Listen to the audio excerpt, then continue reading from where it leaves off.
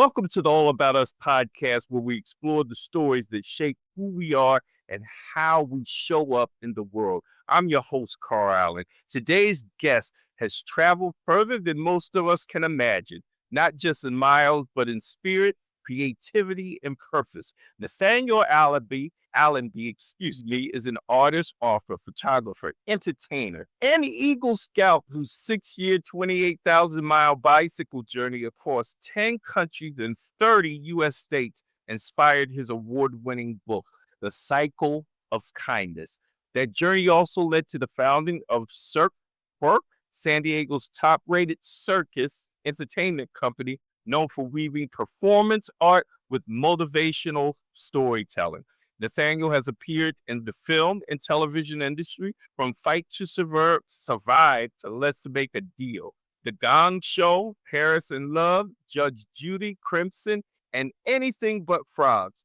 Through his visual art brand, Allenby Art, he captures the beauty of his global travels with photography and geometric designs that celebrate imagination and human connection. Now based in San Diego, California, with his wife and two daughters, he continues to inspire audiences around the world with a message grounded in kindness, creativity, and emotional intelligence. Today, we talk about service, gratitude, leadership, and the simple choice to meet life with generosity. Welcome to the show, Nathaniel. How are you doing today? Thank you, Carl. I'm doing great. It's an honor to be here on the All About Us podcast and share these positive messages with your audience. Nathaniel, your 6 year, 28,000-mile bicycle journey is extraordinary.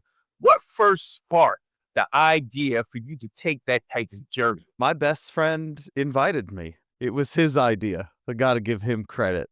I had dropped out of college. I was in a politics program post-Bush 9/11 era, and I wasn't happy, got really depressed, started playing video games full time. There was no money in it. And he saw that my life was going down this unhealthy path and offered me a one-way plane ticket and a bicycle when we got there, as long as I would start riding around with him wherever he wanted to go. So, what was the name of this friend? He prefers not to be included, actually. In the book, he is named, but he was an incredibly impactful person, probably had the most influence on my entire life of anyone I've ever known. That's great. And when I got there, he said, "Okay, we're broke. I spent all my money. So you need to learn how to juggle so we can make some money while we're traveling around busking on the streets of Europe." As you traveled across continents, what did kindness look like from strangers you met along the way? It became the thing that kept us going. Without it, I probably would have quit significantly earlier. I found it across cultures that it didn't necessarily matter where I went or who I was interacting with. People were more than happy to help out a total stranger who was doing something really unusual and living a life that was completely foreign to how they were living theirs. Amazing, amazing, amazing. Was there a moment on that journey when you realized that kindness could be a life philosophy? It certainly was a accumulation of moments, although there was a specific day somewhat early on where we were pretty hungry, malnourished. We had been in the countryside for a while, so dumpster diving wasn't really possible. And we went into a sort of deli bakery place. What country was this? This was in Germany, and we didn't really speak much German. Maybe had learned 50 words by that point. Usually we ask people first if they could speak English, and we're able to communicate that we were traveling around the world without much money, no technology, and that we just needed some food. And they started taking these to-go containers off of their shelves and just shoveling in, I mean, every single kind of food that they had there. And I burst into tears seeing this act, and I'm getting emotional now just telling the story because it was so moving. It was so generous, and it really changed not only my day, but as I rode away from that place, I kept thinking, like, I don't want to just, I also want to give. And so it really became more than just a way to keep traveling. It became a mentality, a way of life to do unto others as you would have those do unto you, so to speak. And I really love the platinum rule. A lot of people have heard of the golden rule. Mhm. The platinum rule is treat others the way they want to be treated, which means you got to learn how they want to be treated. Correct. And the golden rule feels easy because I know how I want to be treated. And kindness is certainly an element of that and a pretty universal way people want to be treated. And so it's become a major part of my life mission or path to be in service to others, as I was taught becoming an Eagle Scout, and do good things around the world. And I've been blessed to be able to do some really amazing things. Amazing, amazing. So how long were you in Europe and how long were you in the United States I was cycling around bicycling Europe. throughout this whole journey? Yeah, it started in Europe. I was there for 10 months. My best friend left after 7. So I got to experience traveling alone for the last part of it. We went about 7,500 miles total. And then across the US, it took me about 5 months to go from Portland, Oregon to Cleveland, Ohio to New Orleans, at which point my bike totally broke down. I shipped it back home, hitchhiked across the country through Texas and Vegas and Los Angeles, and actually caught a plane ride with a guy on Couchsurfing, a website that was sort of fledgling at the moment. It was a hospitality exchange, giving people who are traveling a place to stay from people who lived in regions around the world. Yeah, I used And to be a road bike rider. okay. I used to have a Sorota with Dury's parts and a bullet crank on it. So All right. yeah, so those were days when I was going attending UCLA. How did the overall experience shape the message behind your book, Cycle Kindness? The experience truly became the message within the book. I could have told a bunch of stories, but the spiritual path, the lessons that I learned were so much more important for me to impart upon my readers than it was to just be a storyteller. Because talking about myself is a kind of egoic thing, right? It's easy, anybody can do it. But Right. to send a message that has meaning, purpose, and value, uplifts, motivates, and inspires others, that's the real goal of the book and my life. And so that became much more important and took up more of, call it the center stage of the book, than did just the stories.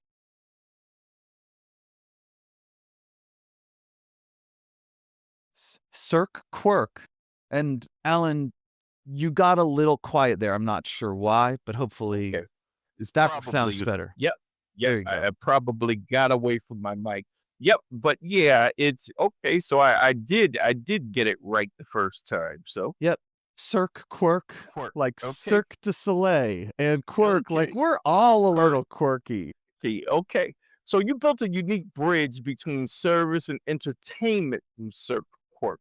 What Yeah. inspired you to create a circus company rooted in storytelling and generosity? Honestly, I wanted to start the company because I was dissatisfied with the way a boss was treating me. Okay. And I wanted to juggle more. And what I was doing was silent character acting, puppeteering.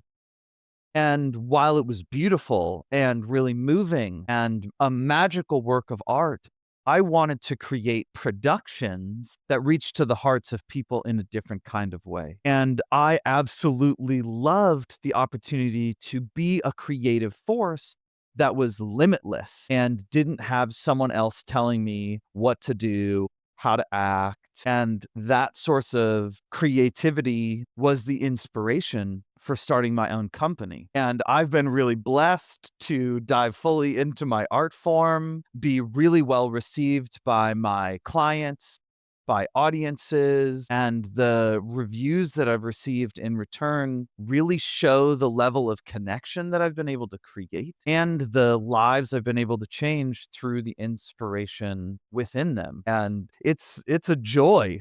of a life. It's a blessing to get to bring joy to others. How do you use performance art to encourage people towards kindness and a stronger emotional awareness? Within my shows, especially the kids shows, I talk about how great it is to bring joy to others. And there's a lot of messages from my book that I utilize within the shows. And I talk some about the difference between how it feels to be bullied by someone and the difference in how it feels to support and uplift someone, and how magical a world would be like if we only supported and uplifted others. And I really do my best to get down on their level, speak a language that they can understand, and talk about some of the hardships that I've had in order to connect, because we all have hardships in different ways. And then I talk about the transformation that I chose to undertake after experiencing trauma, pain, and suffering, and how they can go about doing the same thing in order to take the things that they've experienced, learn and grow from it, and have a positive and profound impact on our planet through their decisions and actions. Well, can you give up my audience an overview of what a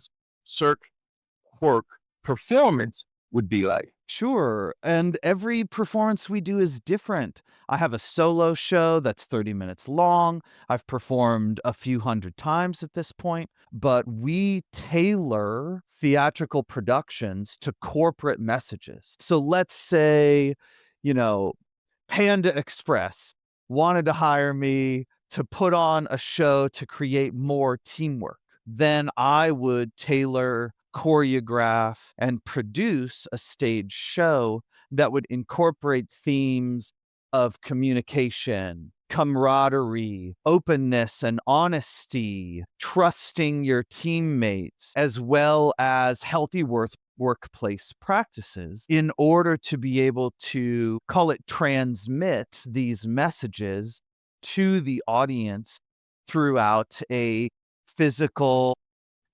performance art production.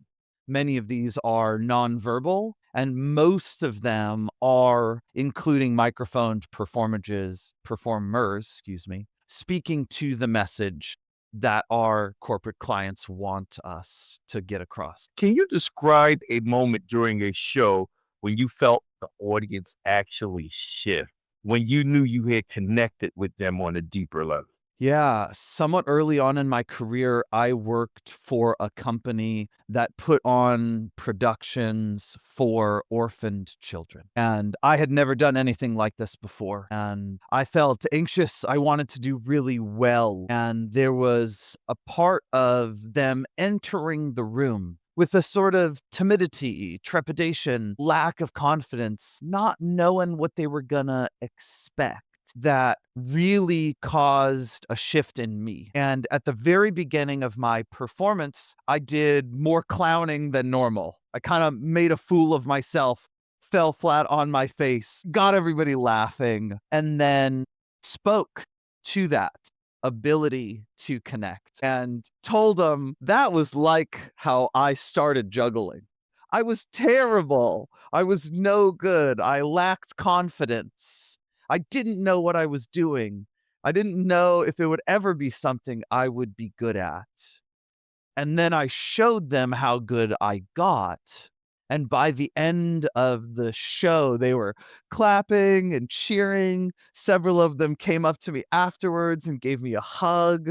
It was really lovely to get to see how they entered a room, notice and be aware of where they were at, connect with them in that space, and then bring them to a new space where they could take that feeling and emotion not only out of that room, but into their lives. You seem like a pretty chippery, outgoing sort of person.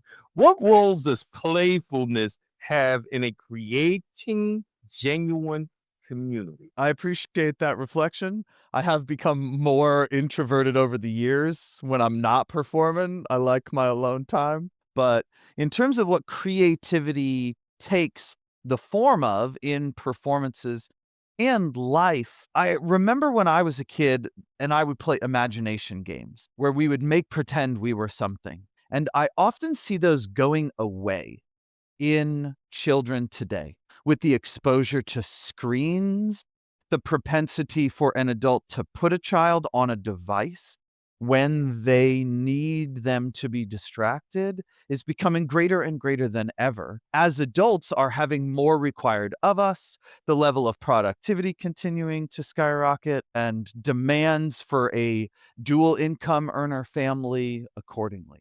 And so I believe that it is the most important to transfer the desire for creativity and encourage this into children. While it is important in performances and work, there is the need to create within everything that we do. Like I said, so many of the shows that I make are abstract productions or brand new. Granted, I do have a template that I use from shows in the past. I'm not reinventing the wheel every time. What I really want to do is create something that is individualized to my audience. And that comes in really handy as a skill when I'm communicating with anyone, whether that's my two daughters, whether that's someone I meet out on the street, or with a stranger at a coffee shop, any single person. If I'm interacting in a sort of monotone or mono existence sort of way, if I treat every person that I meet the same, it's kind of deadpan. It lacks heartfelt connection. And so it's really important to meet people where they're at. If I had met those orphan kids with just joy, positivity, and enthusiasm, I wouldn't have been able to create the same connection. But if I can't, within a couple minutes of talking to somebody, see that, oh, they're having a bad day or they're having a good day, and meet them there, then the connection's lost. And it takes the creativity to find how the person wants to be connected with. Kind of like that platinum rule, find how other people want to be treated.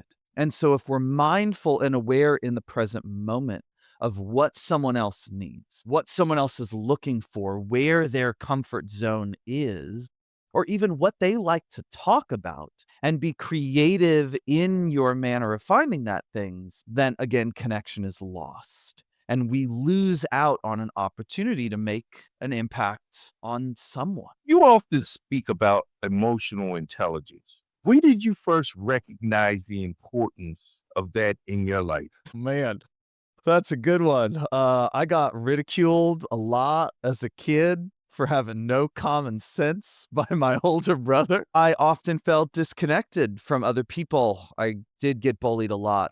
I didn't have a ton of friends. And so it became really important for me to understand my own emotions, be able to have a clear idea of what was going on inside of me so that I could connect with others. When I was erratic, or call it a hot mess, or at this place where my emotions were pouring out of me in a way that was overwhelming to others, that would be disconnective. And I've been a pretty introspective person my entire life. I've read, I don't know how many self-help books, Carl, and attend seminars and watch YouTube videos and listen to podcasts and people of importance. And I'm back in school for psychology. It's so important to me. So many people are saying a lot of the same things.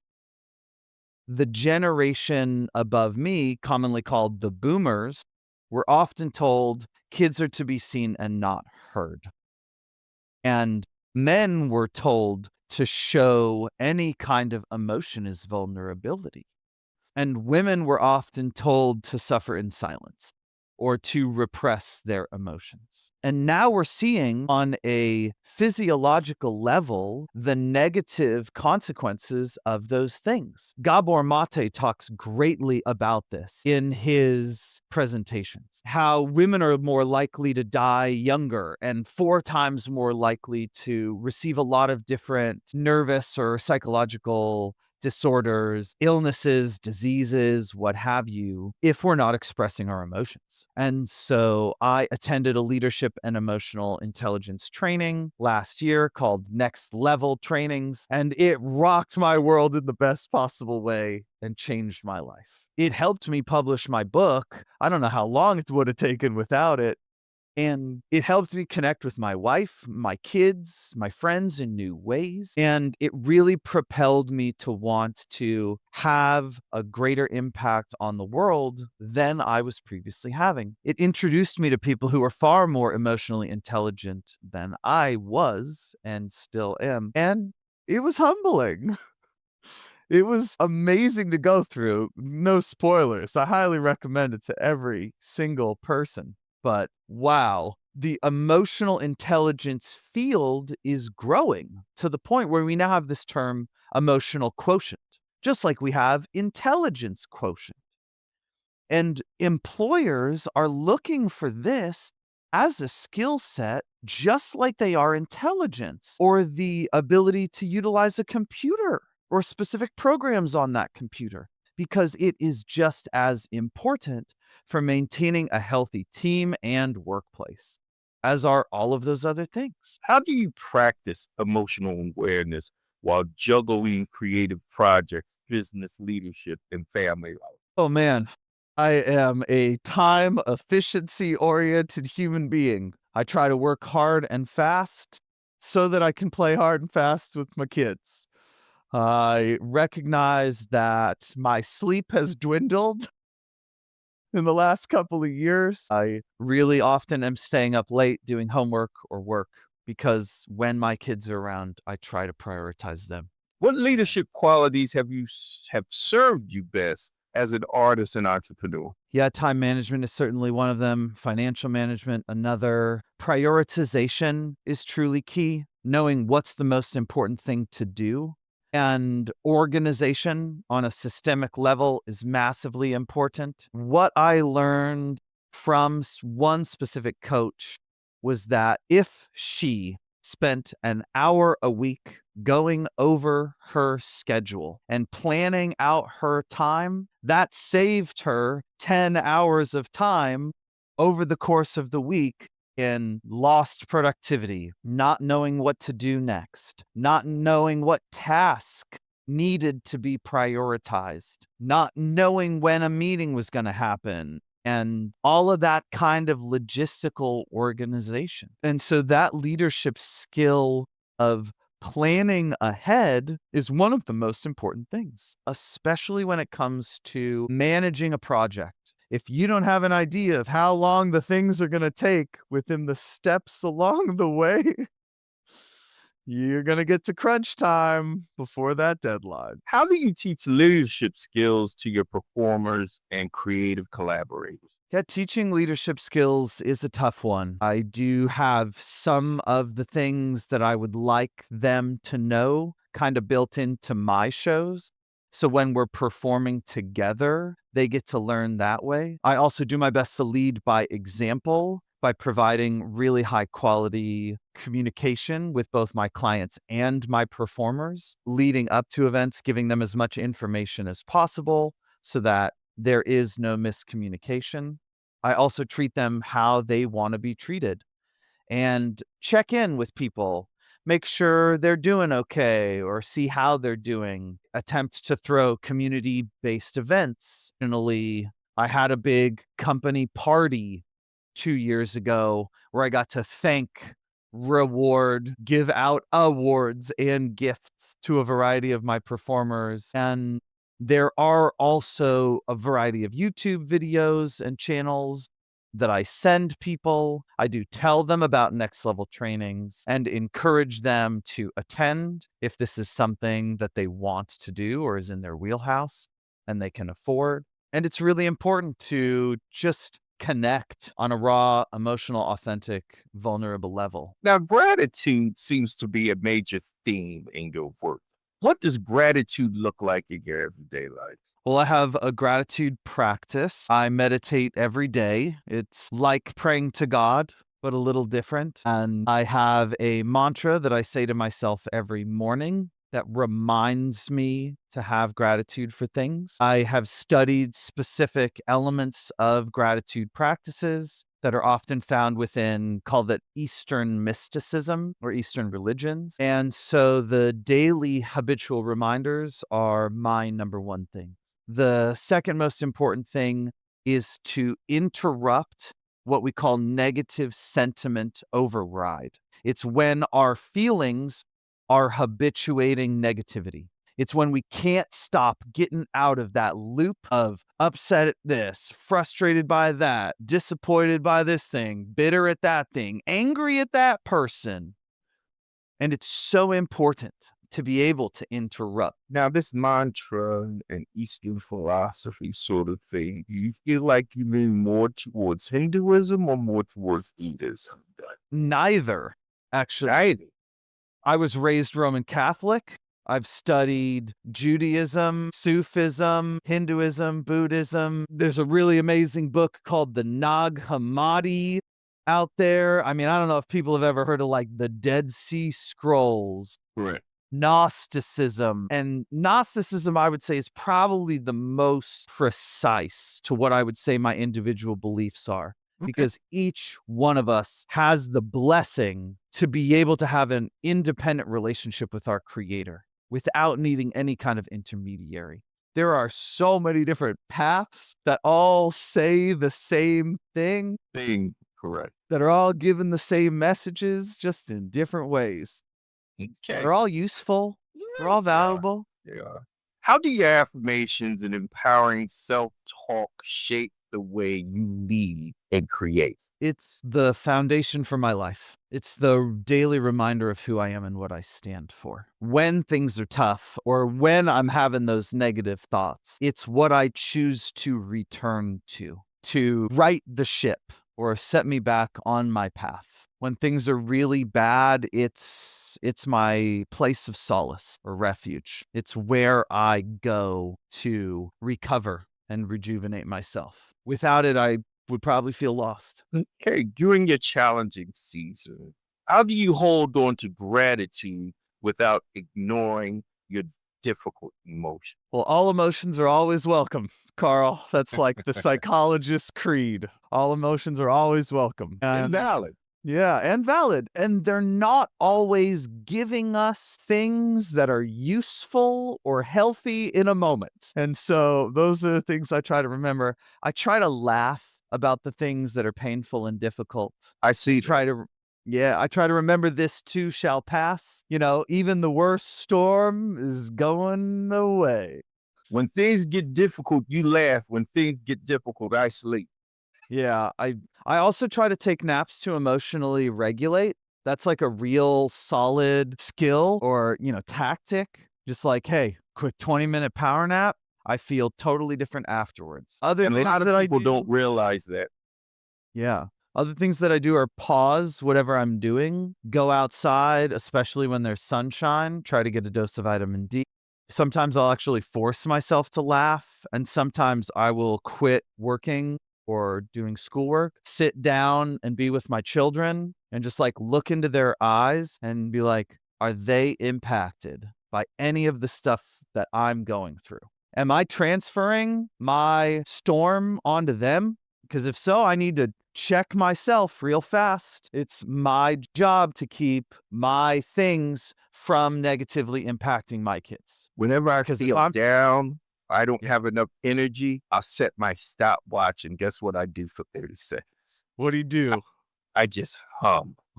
And that actually raises for just 30 seconds. It raises your cortisol levels, your metabolism, and it just Fascinating. gives you that little extra boost you need to push your way through anything. That reminds me of, people saying the Om repeatedly or doing chanting or that kind of thing. Even singing. I think singing and dancing are two of the most positive, expressive things that we can do. It shifts what I would call our internal vibration or state of being. I can totally see how humming would work really well for you, Carl.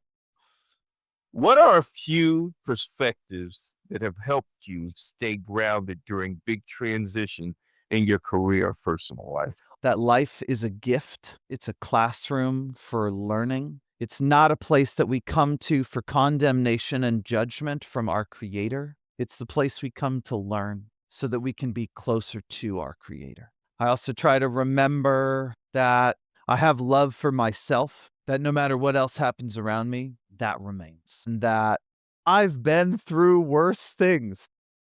I've done more with less. I've had greater hardships.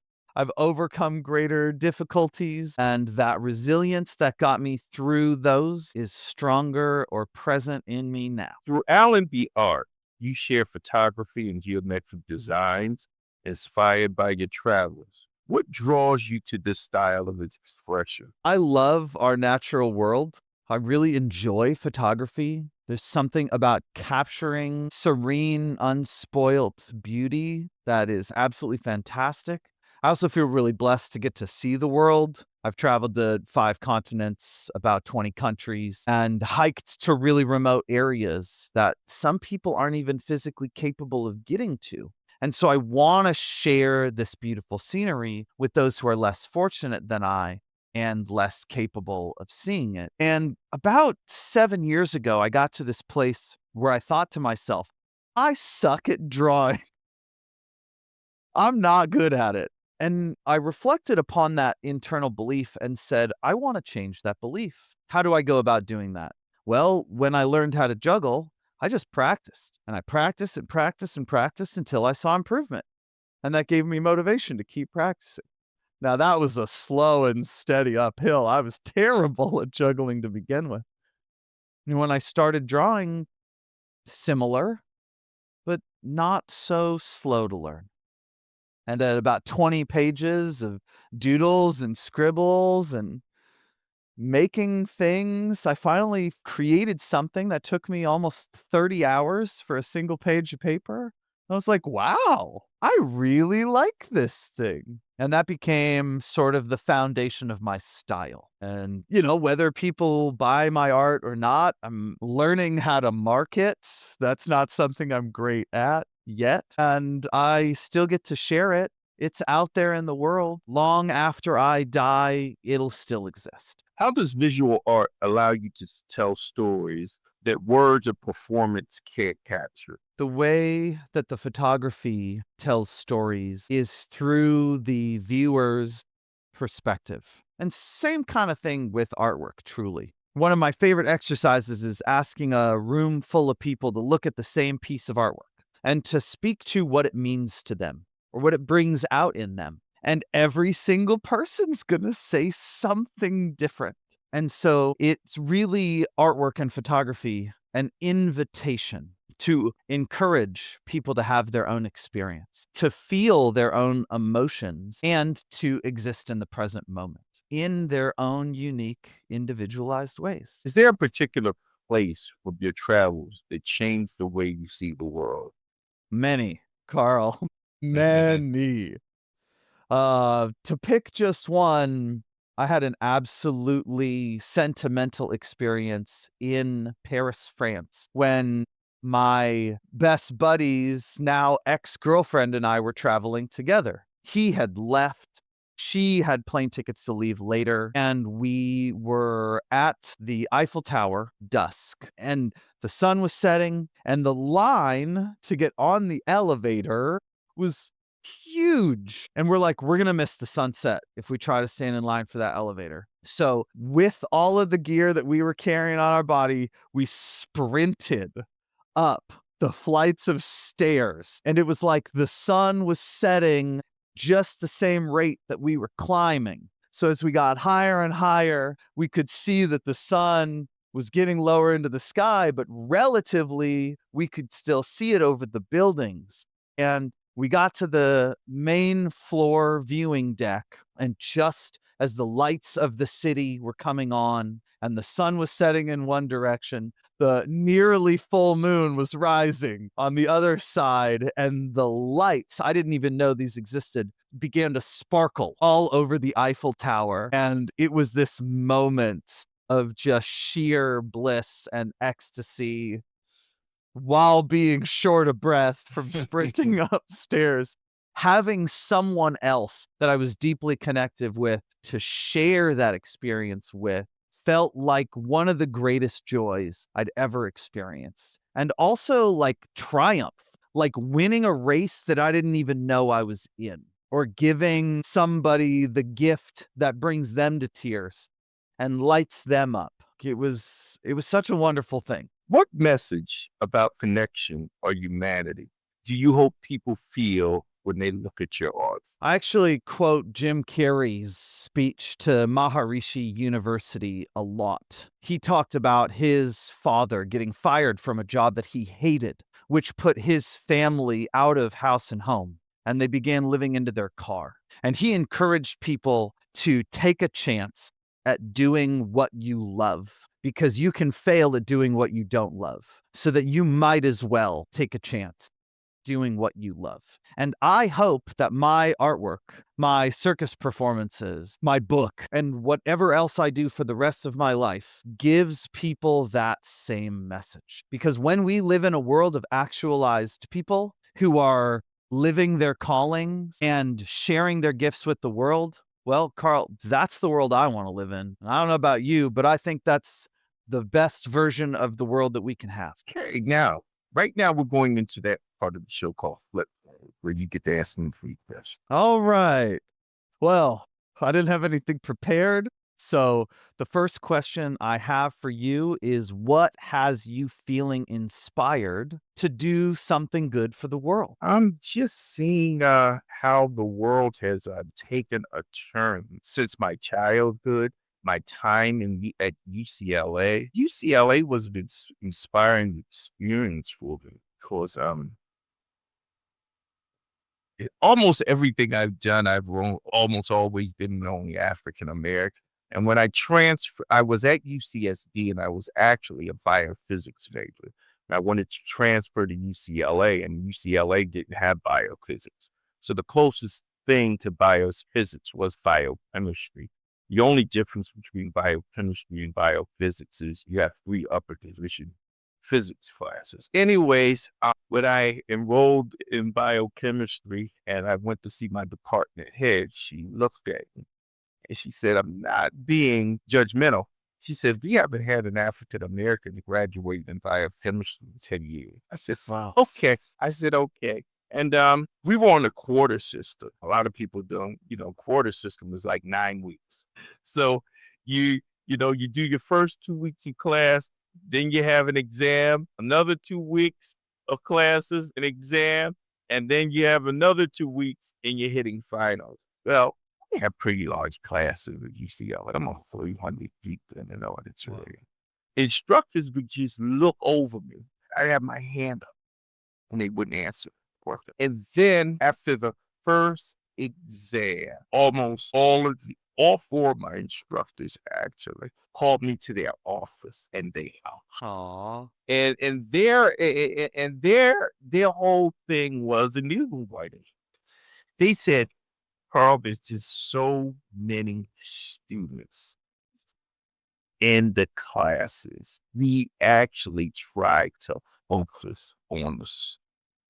And all of them just basically, after my first, I got like A's and B minuses on, my first set of midterms. Mhm. They said, "Everybody has spoken in the department and you will not be overlooked anymore." And so and to just see, at one time I thought we were living in a world of that based you upon your capability and your work ethic.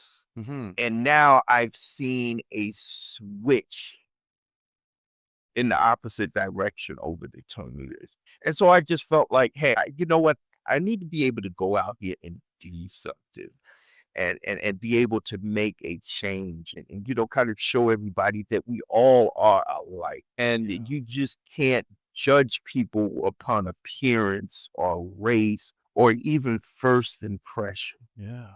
Yeah, the fancy word for that is meritocracy, where we Yeah, judge people on meritocracy. merit and merit alone. All right, had a little time Second, to think. So, second question. If you had a magic time machine that only worked once, you could go back in time to change one single decision in your life, and then you'd come back into the present, what would that decision be? I would do it. Wow, good for you. I mean, don't get me wrong. There's a lot of mistakes Yeah. I've made in life, but all of my mistakes led me somewhere that allowed me to build upon those mistakes in an opposing direction that led me to where I am today. So my fear in jumping back into the time machine and changing something, anything I would change would almost ensure that I would not be where I'm at today. And I'd have no idea where I would. Sure. I could totally understand that. All right, last one. This is a biggie. If you could imagine a microphone being handed down to you from your creator that allowed you to simultaneously deliver a message to every single human on this planet, what would you want to tell them? Stop hurting, harming, and destroying. Well, I agree with that wholeheartedly, Carl. It's a great message. Thank you Well, so much. family growth and purpose. You're now based in San Diego with your wife and daughters. How has family life influenced your understanding of kindness? Being a dad has taught me a lot. Found this amazing good book called Parenting from the Inside Out. That was very humbling. Taught me a lot about how the things, call it unhealed trauma from my past, can be unconsciously projected onto my children. And it became a major sole focus of my life to not allow that to happen. And that has deepened my desire to work on myself so that I can come to my children with kindness, even in moments where I'm upset, angry, frustrated, disappointed at them. And it doesn't matter, that I can still treat them in a kind and loving way. It's also helping me change careers so that I can spend more time with them and do something that will even further create the kind of world that I want them to be able to live in. What lessons from your journey do you hope your children carry with them? I hope they carry the desire to live a life of service, the desire to have a positive impact on the planet, the goal of doing something big, dreaming bigger, not letting anything stand in their way, and have fun with it. Enjoy being on their life purpose, enjoy living a life that matters and having a vision. Go ahead. How do you stay connected to curiosity and the imagination in the middle of a busy life and being middle aged? I try to remember Alice, who liked to imagine 3 impossible things before breakfast. Fortunately, I feel blessed that I still have a very childlike mentality. I really get to stay playful at my job and at home. We throw impromptu dance parties for no reason. I love to give gifts. And comically, with real young kids, you can give gifts out of things that they already own. Just put it in a container and let them open it up. And there's fun in it. There's ways to create that make a big difference. If it's writing a little note to my wife or saying something that's positive, uplifting, giving praise, there's always something little that I can do that takes such a small amount of time and effort. And choosing to do those things matters every day. When you think about the future for your art, your performances, and your mission, what excites you the most? When I think about my future, what excites me the most is being a thought leader like an Eckhart Tolle, Ram Dass, or Oprah, where I'm being able to speak to great amounts of people and having a profoundly positive impact on their lives. Creating systems of structured psychological thought that helps people uncover their trauma, examine their shadow, and make the world a better place. We're entering our closing reflections. For someone struggling to find kindness within themselves, where can they begin this journey? There's a lot of great apps like Insight Timer and Headspace, Calm, and others like them that are really helpful at giving guided meditations on this level. They help people learn and grow new skill sets. I actually got a couple new ones recently. One is called How We Feel. That's really great. Another one is Smiling Mind. All of these different apps really help people on a day-to-day level, whether you got a couple of minutes or an hour to dedicate towards these things. Check them out. Look them up, do something healthy for yourself, and develop a habitual practice that supports your mental, physical, emotional well being. What truth has stayed with you from all of those miles traveled and all of those people? Every day is a gift, that we don't know when this day is the last, and that we can live in a way as if we have the childlike wonder of a newborn and the grasping enjoyment of the present moment of a person on their deathbed.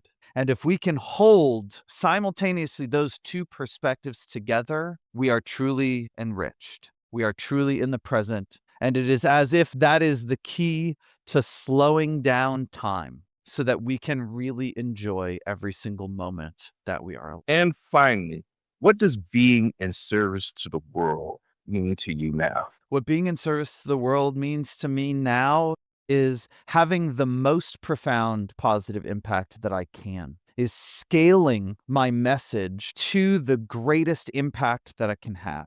That it's not just about one-on-ones, that it's not just about small or even large groups in an individual setting, that we all have this amazing tool of the internet to be able to propel our messages to the greatest audiences we've ever been able to reach. And it's so important to utilize these tools for good, to give people hope instead of fear, to give people joy instead of pain and suffering and sorrow, to be that change we want to see in the world. Nathaniel, this was a very inspiring show.